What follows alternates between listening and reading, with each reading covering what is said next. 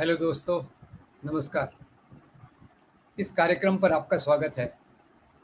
आज हम बात करेंगे इस विषय पर कि जो आम लोगों के बीच में एक भ्रम फैलाया जा रहा है, कन्फ्यूजन फैलाया जा रहा है, हिंदुइज़्म और हिंदुत्व के बीच में। लोगों का कहना यानी और कई दूसरे लोग कहते हैं कि हिंदुत्व एक राजनीति है और जो पिछले करीब 100 साल से उभरी है, सवा सौ साल से उभरी है, जबकि हिंदू धर्म एक पुराना धर्म है। तो इन दोनों में जो फ़र्क है उसको समझने के लिए आज हम कोशिश करेंगे, क्योंकि कई विचारक और कई राजनीतिक कार्यकर्ता ये हमारे ऊपर एक थोपना चाहते हैं कि हिंदुइज़्म और हिंदुत्व में कोई फ़र्क नहीं है। वो कहते हैं ये एक ही बात है, पर ये एक ही बात नहीं है। पहले तो हम ये समझें कि हिंदू धर्म जो है वो एक विशेष प्रकार का धर्म है, इसलिए कि जैसे ईसाई धर्म है, क्रिश्चियन धर्म है, बुद्ध धर्म है, इनमें एक संस्थापक रहे हैं।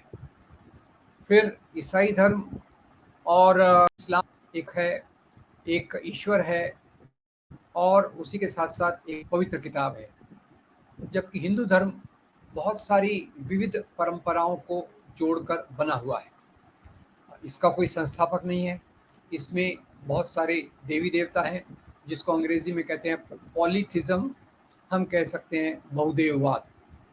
इसमें एक तरफ तो निरंकार निर्गुण ईश्वर की कल्पना है, दूसरी तरफ त्रिदेव ब्रह्मा विष्णु महेश इसकी कल्पना है, और साथ ही साथ बहुत प्रकार के देवी देवता, लक्ष्मी, सरस्वती, दुर्गा, इंद्रदेव, मारुत, वरुण, ये बहुत प्रकार के देवी देवताओं की भी कल्पना इसमें है। इसमें अवतार की भी कल्पना है। और हिंदू धर्म में जो धारणाएं विकसित हुई वो उसमें वेदों से लेकर तो 19वीं शताब्दी तक परिवर्तन होते रहे। मोटे रूप से हिंदू धर्म को दो प्रवाहों में बांटा जा सकता है। एक प्रवाह ब्राह्मणवादी प्रवाह और दूसरा प्रवाह श्रमणवादी प्रवाह। इन ब्राह्मणवादी और श्रमणवादी में फ़र्क क्या है? ब्राह्मणवादी यानी जो हिंदू धर्म का प्रवाह जो जात पात, वर्ण और लिंग के ऊंच नीच में विश्वास रखता है। जैसे 4 वर्ण हैं, बहुत सारी जातियां हैं, उसको मानता है। स्त्री और पुरुष के ऊंच नीच को मानता है, वो ब्राह्मणवाद है। और इसकी कल्पना वेदों के पुरुष सूक्त से लेकर तो मनुस्मृति में बहुत मजबूती से दी हुई है। आज भी ब्राह्मणवाद भी प्रचलित है, इसलिए बाबा साहब आम्बेडकर ने यहाँ तक कहा था कि हिंदू धर्म जो है मुख्य रूप से ब्राह्मणवादी विचार है।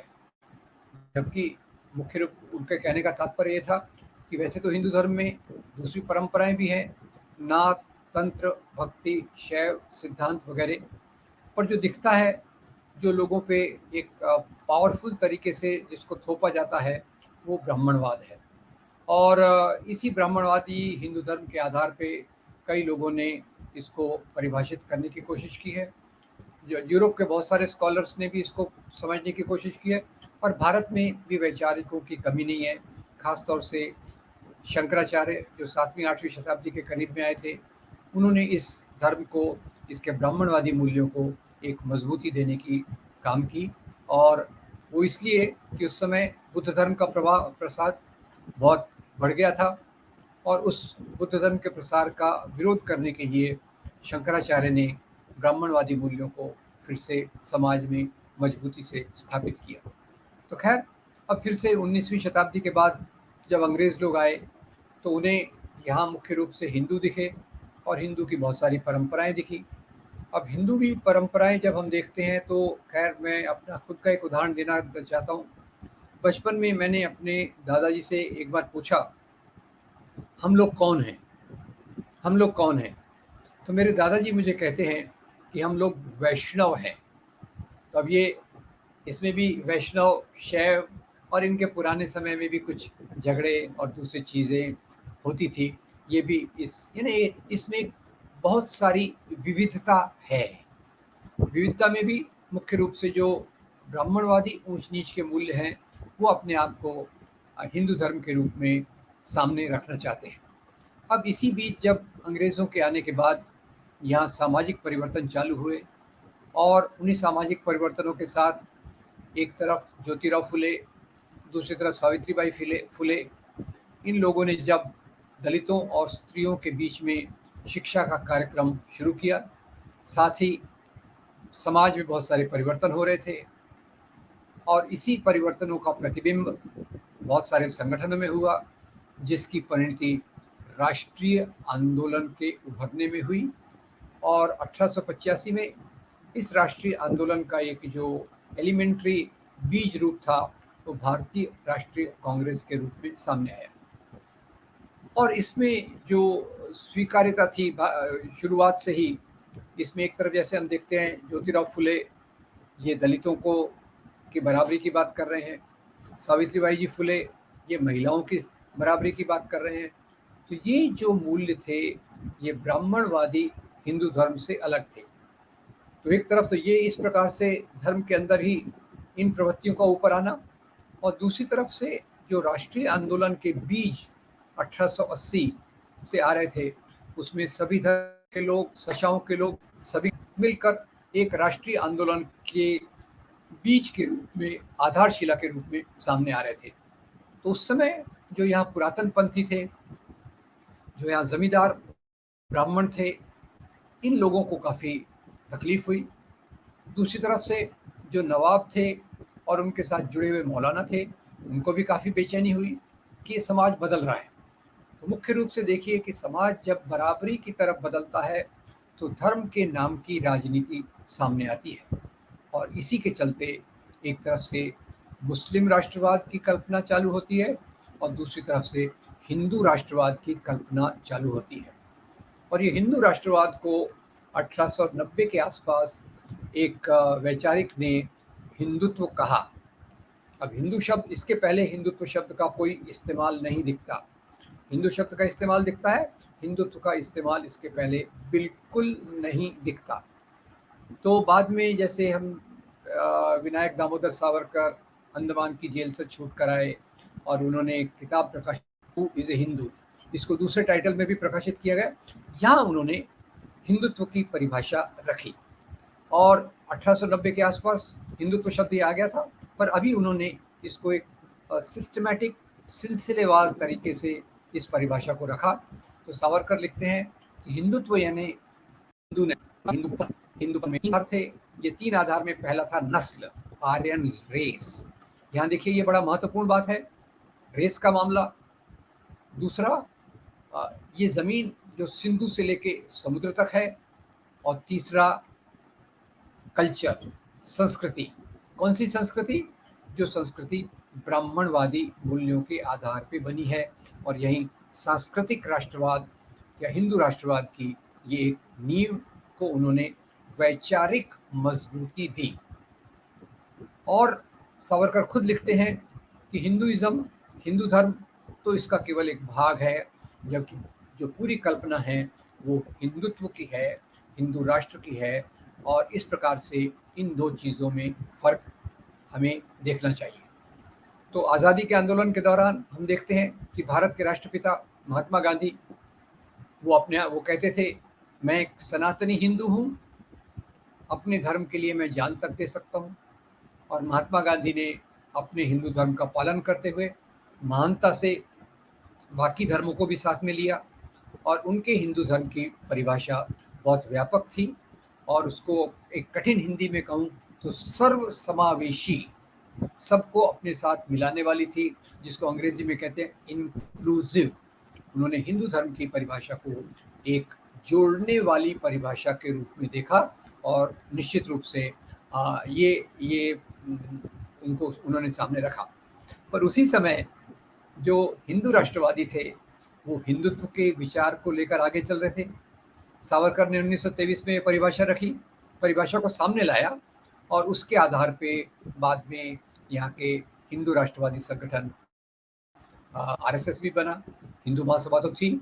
और तो इन दोनों ने हिंदुत्व की राजनीति, हिंदू राष्ट्र की कल्पना की। और ये हिंदू राष्ट्र की कल्पना में जो महात्मा गांधी का एक आदर्श हिंदू का रवैया था, जहाँ वो दूसरे धर्मों को लेकर भी साथ में चल रहे थे, जहाँ वो ये कह रहे थे कि धर्म तो मेरा निजी मामला है, उसका राष्ट्र की राजनीति से कोई लेना देना नहीं है। महात्मा गांधी कहते हैं मैं एक सनातनी हिंदू हूँ, पर ये मेरा निजी मामला है। जहाँ तक उस राष्ट्र का सवाल है जिसके निर्माण के लिए मैं संघर्ष कर रहा हूँ, वो राष्ट्र न तो हिंदू धर्म की सर्वसमावेशी परिभाषा मेरे हिसाब से है। दूसरी तरफ हिंदुत्व तो तेजी से बढ़ रहा था। खैर, आज़ादी के पहले तो इतना तेजी से नहीं बढ़ा, धीरे धीरे बढ़ रहा था। हिंदू महासभा भी थी, आरएसएस भी था।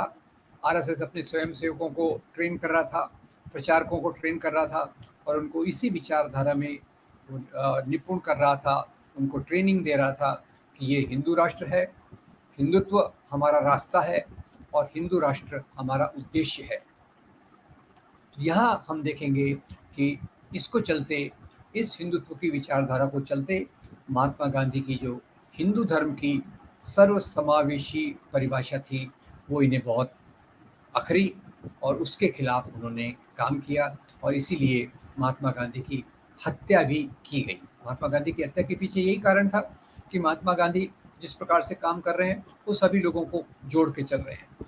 अब धीरे धीरे 1950 के बाद तो खैर ये राजनीति काफ़ी सुप्त रही, क्योंकि इनकी काफ़ी बदनामी हो गई। महात्मा गांधी के विचार देश में बहुत फैले, उससे समांतर डॉक्टर अंबेडकर के विचार जो जाति व्यवस्था के खिलाफ थे, वर्ण व्यवस्था के खिलाफ थे, जो समता की बात करते थे, वो बहुत तेजी से प्रवेश किए और उसके चलते हिंदुत्व की विचारधारा उतनी तेजी से नहीं फैली। 1980 के बाद से, जब से वो शाहबानों के मामले का सहारा लेकर राम मंदिर के मुद्दे को तेजी दी गई, यात्राएं निकाली गई, बाबरी मस्जिद को तोड़ा गया, उसके बाद से ये राजनीति ज़्यादा पावरफुल हो गई और इसने कहना शुरू किया कि हिंदुत्व ही हिंदू धर्म है। अब ये उनकी लेटेस्ट परिभाषा है, क्योंकि हिंदू धर्म में क्योंकि कोई पैगंबर नहीं है, कोई एक ही किताब नहीं है, बहुत सारे धर्म ग्रंथ हैं, इसलिए ये अपनी परिभाषा को अपने टाइम के हिसाब से, राजनीतिक ज़रूरतों के हिसाब से बदलते रहते हैं और उसी आधार पे आज हिंदू राष्ट्रवादी ये कहना चाहते हैं कि हिंदुत्व यानी हिंदू धर्म, जबकि हम गहराई से जाकर देखेंगे तो हिंदुत्व ब्राह्मणवादी मूल्यों के आधार पर चलने वाली राजनीति है। हिंदुत्व ब्राह्मणवादी मूल्यों के आधार पर चलने वाली राजनीति है और हिंदू धर्म वो धर्म है जिसमें बहुत सारी प्रवृत्तियां हैं और उसमें भक्ति परंपरा भी है, उसमें नाथ, तंत्र, बाकी परंपराएं भी हैं। कई लोग अलग अलग परंपराएं मानते थे, पर ब्राह्मणवाद का वर्चस्व इनमें भी सबसे ज़्यादा रहा है। और जैसे मैंने कहा, उसको दोहराता हूँ कि इसीलिए अंबेडकर जी ने जब फैसला किया कि ये जिसको हिंदू धर्म कहते हैं उसमें तो हमारी कोई जगह नहीं है, इसलिए मैं एक हिंदू जन्मा था पर हिंदू के रूप में मरूंगा नहीं, क्योंकि और उन्होंने देखा कि ब्राह्मणवाद सबसे ज़्यादा मजबूत है।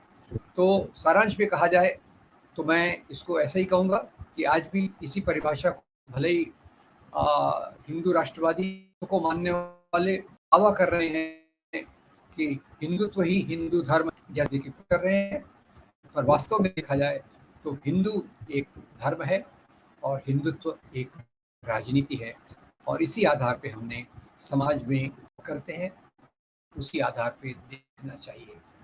और उसको समरी में मैं कई बार ऐसा कहता हूँ, हिंदुत्व यानी गोडसे, हिंदू धर्म यानी गांधी।